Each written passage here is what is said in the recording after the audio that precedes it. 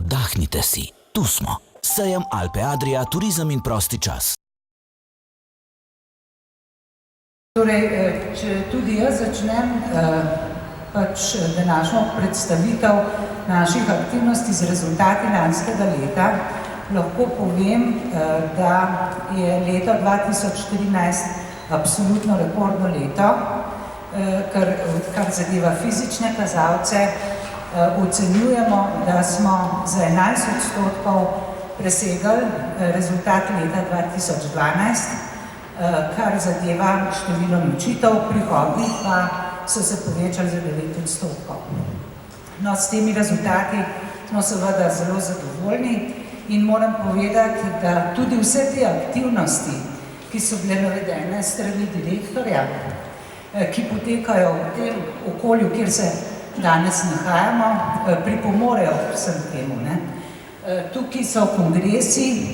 Leto 2014, kot je bilo povedano, bo leto več kongresov, preko 5 bo po mojih podatkih, ki bo imelo preko 1000 udeležencev, to so imenitni podatki in tega se seveda veselimo. Kar pa zadeva Alpe Adrio, torej Alpe Adria je za nas pomemben sejem, zato ker je v Ljubljani in ker je Ljubljana hkrati tudi na nek način središče delovne skupnosti Alpe Jadran. Torej, mi se predstavljamo skupaj z regionalno destinacijsko organizacijo Srednja Slovenija in turistična destinacija Ljubljana. Imamo predstavitev skupno na 60 kvadratnih metrih. V prvem delu bomo predstavili vse aktivnosti vezane na turistično destinacijo Ljubljana, kjer je v ospredju, kot veste, 2000 let Emone, kot tisto glavni turistični motiv za obisk naše Ljubljane v letu 2014. V nadaljevanju tega predstavitvenega prostora se pa predstavlja skupaj z Ljubljano še 25 občin, ki tvorijo ljubljansko urbano regijo.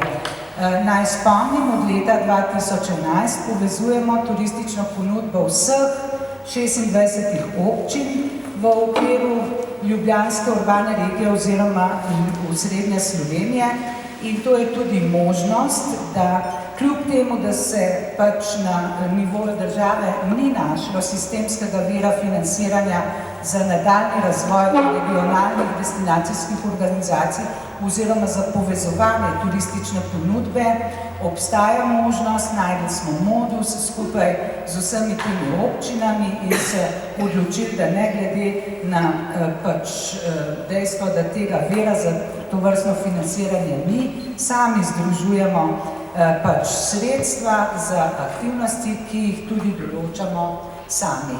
Se pravi, smo v situaciji, ko z ekonomskega vidika naši dejavnosti ni najbolj naklonjena, vendar vidimo rezervo ravno v tem, da vsak od nas poskuša na svojem področju narediti tisto najboljše in na ta način potegnemo stvari naprej in prepričana sem, da nam bo, če bomo vsi za to tudi uspelo.